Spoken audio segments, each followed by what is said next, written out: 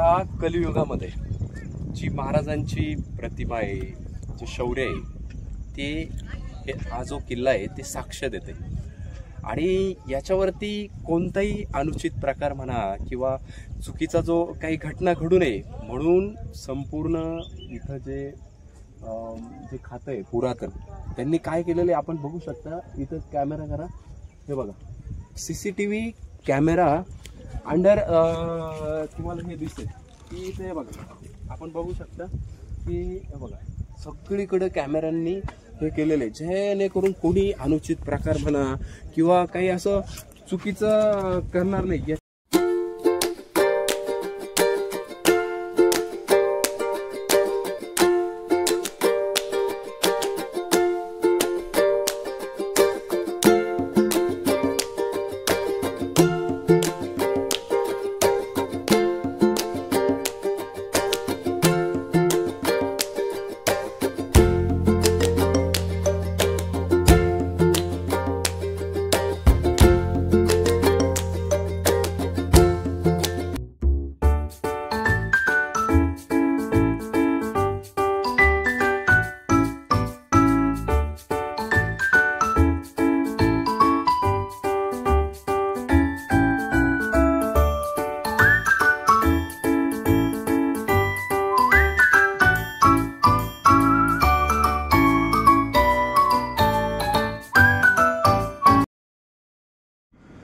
मित्रांनो, 84 बंदरे ऐसी जागा नाही. आप्पा परब यांच्या इतिहासाच्या साक्षीने मी तुम्हाला सांगतो, इतिहासाच्या पुराव्यांनी महाराजांनी ही जागा का निवडली होती. कारण की त्या काळी फक्त उत्पन्नाचे साधन दोनच होते, एक म्हणजे शेती आणि दुसरा मार्ग म्हणजे व्यापार. आणि व्यापारात उतरायचं असेल तर महाराजांना कोकणात यावेच लागत होते. आणि 84 बंदरे ऐसी जागा नाही हे महाराजांनी चांगलंच हेरलं होतं.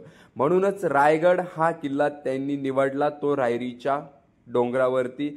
मित्रांनो, तुम्ही बघता ही जी जागा आहे तीच होळीची जागा आहे. आणि इथंच पूर्वी महाराज होळी भरवत होते, ती शिमग्याला.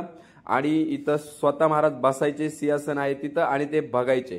ते या होळीमध्ये एक नारळ टाकायचे जळत्या होळीमध्ये, आणि तिथे जे कोणी बहादर असल या होळीतून ते नारळ बाहेर काढल, त्याला ते आपल्या स्वतःच्या हाताने, म्हणजे आपल्या हाताने त्याला ते आपल्या हातातलं जे कडं आहे ते हातातील कडं ते त्या बहादराला द्यायचे. 1.25 किलोचं हातातलं खडं ते त्या बहादराला द्यायचे. आणि अशीच एक कहाणी इथं घडलेली आहे मित्र. युवराज छत्रपती संभाजी महाराज यांनी सुद्धा याच होळीमधलं, जळत्या होळीमधलं नारळ त्या वेळेला काढलं होतं. म्हणूनच असं म्हटलं जातं मित्रांनो,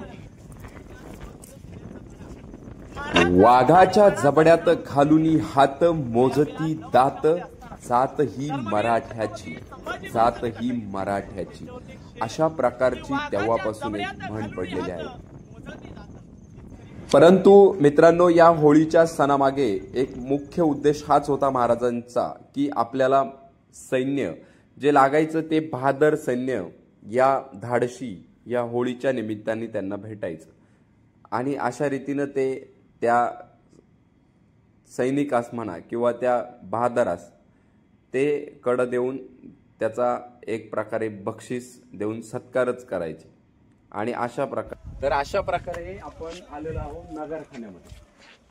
आता नगरखान्याची मी तुम्हाला माहिती देतो, जिथून आपण महाराजांच्या सिंहासनाकडे जातोय, जिथं महाराजांचा राज्याभिषेक झाला, जिथं 5000हून अधिक माणसं सभेसाठी म्हणा कुठल्या कार्यक्रमासाठी जमायची, इतकं मोठं. आणि कुठूनही कुठलं बोलल्यानंतर आवाज कसा यायचा याची अधिक माहिती आपण देऊ. सर पाणी यायला